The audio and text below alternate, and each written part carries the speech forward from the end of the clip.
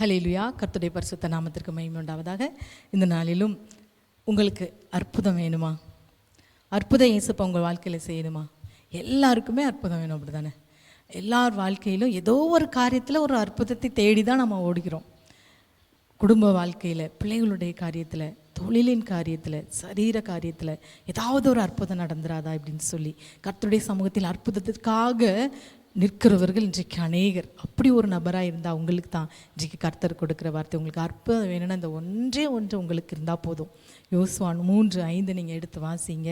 யோசுவா ஜனங்களை நோக்கி, உங்களை பரிசுத்தம் பண்ணி கொள்ளுங்கள், நாளைக்கு கர்த்தர் உங்கள் நடுவிலே அற்புதங்களை செய்வார் என்றான். ஆமென். அருமையான தேவனுடைய பிள்ளைகளே, உங்கள் வாழ்க்கையில் கர்த்தர் அற்புதத்தை செய்ய வேண்டும் என்றால் உங்களை என்ன செய்யுங்க? நீங்கள் பரிசுத்தம் பண்ணுங்க, பரிசுத்தப்படுத்துங்க. பாவங்கள், பரிசுத்தத்தை கெடுக்கிற பாவங்கள் உங்களுக்கு இருந்தால் அதை எல்லாம் அறிக்கையிட்டு இயேசுவே என்னை பரிசுத்தப்படுத்து என்று சொல்லி நீங்கள் கேட்பீங்கன்னா கர்த்தர் உங்களை பரிசுத்தப்படுத்துவார். அவருடைய இரத்தத்தினாலே கழுவி உங்கள் வாழ்க்கையில் அற்புதம் உண்டாகும்.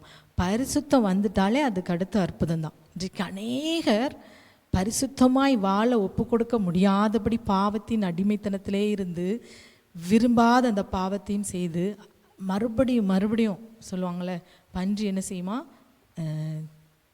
பன்றி இல்லை, நாய் என்ன செய்யுமா?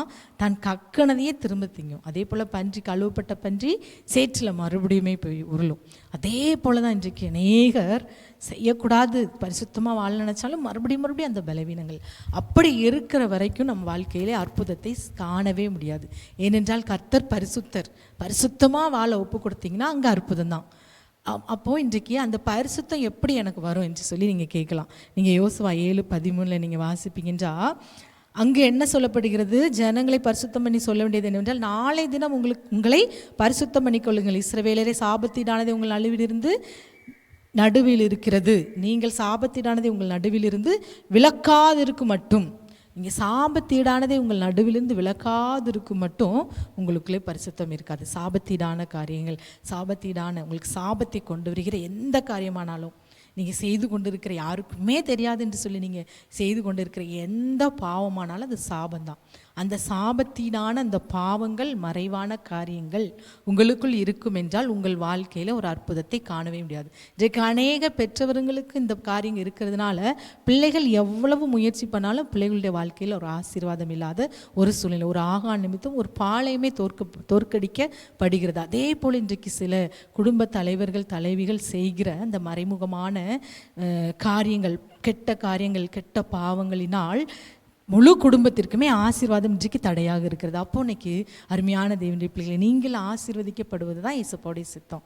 நீங்கள் பாவம் இல்லாமல் பரிசுத்தமாக வாழ சாபத்தீடானதை இன்றைக்கு உதறி விலக்கி தள்ளிவிட்டு கர்த்தருடைய இரத்தத்தினால் கழுவப்பட்டு பரிசுத்தத்திற்கு ஒப்பு கொடுப்பீங்கன்னா உங்கள் வாழ்க்கையில் ஒரு அற்புதம் கட்டாயம் நடக்கும். கர்த்தருடைய வார்த்தை கட்டாயம் நிறைவேறுமா? மலைகள் விலகினாலும், பர்வதங்கள் நிலை பெயர்ந்தாலும் அவருடைய வார்த்தை மட்டும் அது என்ன செய்யாது, ஒன்று கூட அது அழிந்து போகவே போகாது. எல்லாம் அழிந்து போகலாம், ஆனால் அவருடைய வார்த்தை அழிந்து போகவே போகாது. ஆகவே இந்த வேளையிலே அருமையான தேவனுடைய பிள்ளைகளே, உங்களை நீங்கள் பரிசுத்தம் பண்ணிக்கொள்ளுங்கள்.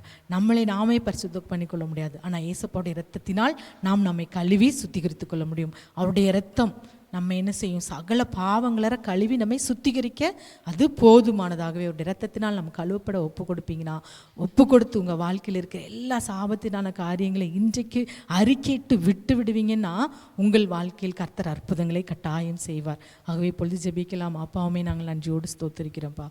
அற்புதத்திற்கு தடையாக இருக்கிற எல்லா பாவ சாபங்கள் இந்த நாளில் அப்பாவுடைய இரத்தத்தினாலே கழுவி சுத்திகரிக்கப்படட்டும்.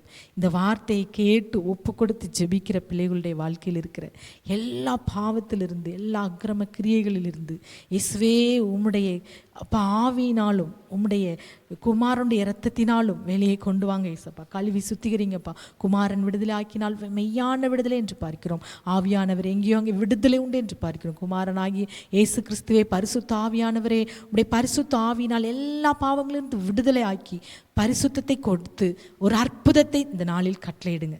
அற்புதத்திற்காக கெஞ்சி நிற்கிற ஒவ்வொரு பிள்ளைகளும் இந்த நாளில் பரிசுத்தத்திற்கு ஒப்பு கொடுத்த பிள்ளைகளுடைய வாழ்க்கையில் ஒரு அற்புதத்தை நீ செய்யுங்க தகப்பனே. இயேசுவே உம்மை ஸ்தோத்திரிக்கிறோம். அதற்கு தடையாயிருக்கிற எல்லா காரியங்கள் இயேசுவின் நாமத்தில் கட்டப்படட்டும். முற்றிலும் எங்களுடைய கருத்தில் ஒப்பு கொடுக்கிறோம். சகல துதிகனமாக்கியுமே உமக்கே செலுத்துகிறோம். இயேசுவின் நாமத்தில் ஜெபிக்கிறோம் நல்ல பிதாவே. ஆமீன், ஆமீன்.